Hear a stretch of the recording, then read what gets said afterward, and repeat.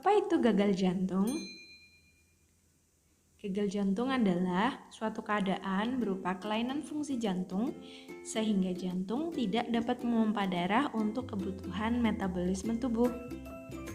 Penyebabnya ada 4. Yang pertama, kelainan otot jantung. 2. Penyumbatan di pembuluh darah jantung.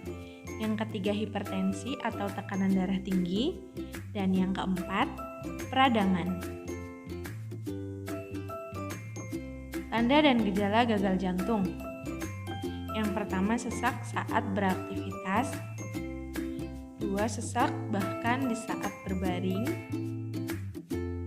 Ada batuk, mudah lelah, bengkak pada kaki, perut membuncit, kegelisahan, dan kecemasan. Pemeriksaan penunjang apa aja sih untuk penyakit gagal jantung? Ada 4. Yang pertama, rongsen dada untuk mengetahui gambaran jantung. Yang kedua, EKG untuk mengetahui aktivitas listrik otot jantung. Yang ketiga, USG jantung. Dan yang keempat, kateterisasi jantung sesuai indikasi. Bagaimana perawatan dan pencegahan untuk penyakit gagal jantung? Yang pertama, lakukan aktivitas fisik yang ringan aja, batasi aktivitas fisik yang berat. Lalu berhenti merokok dan juga minum minuman yang beralkohol. Konsumsi makanan sehat, batasi asupan garam, lemak, dan juga gula. Jaga berat badan dengan berolahraga secara rutin sesuai dengan kemampuan. Jaga kolesterol dan tekanan darah pada batas yang sehat. Yang terakhir, kontrol ke rumah sakit dan terapi obat-obatan dari dokter. Berikut rekomendasi nutrisi untuk penderita gagal jantung. Nutrisi pada gagal jantung. Rekomendasi diet gagal jantung, gizi sehat seimbang dan cukup air. Perhatikan jumlah maksimal konsumsi gula, garam, dan minyak. Gula hanya 4 sendok makan per hari, garam 1 sendok teh per hari, minyak 5 sendok makan per hari. Untuk protein, konsumsi protein hewani dan nabati sesuai anjuran dokter untuk mempertahankan kekuatan otot. Pilih daging dengan lemak, unggas tanpa kulit, ikan atau putih telur sebagai sumber protein hewani. Konsumsi tempe, tahu, kacang kedelai, susu soya, almond, atau kacang polong-polongan sebagai sumber protein nabati. Selanjutnya, karbohidrat. Kurangi konsumsi karbohidrat sederhana dan pilih karbohidrat kompleks sebagai sumber serat.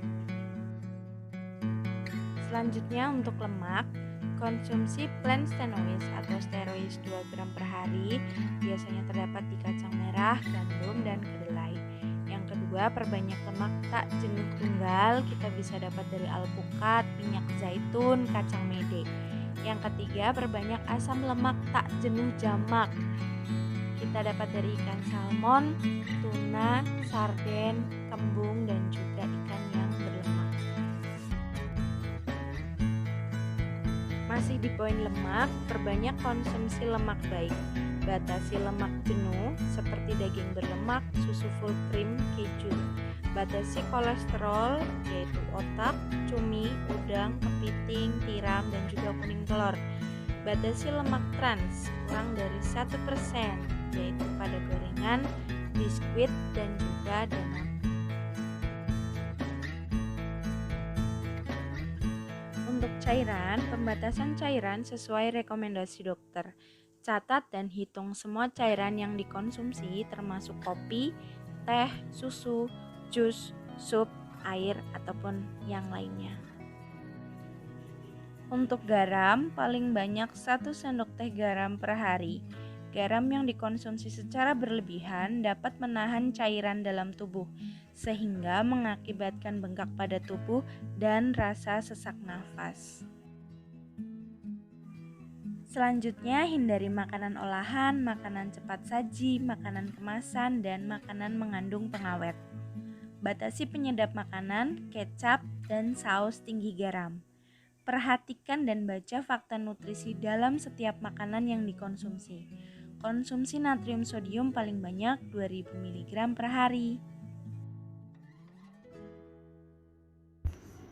Sekian yang dapat kami sampaikan, semoga bermanfaat untuk kita semua. Terima kasih.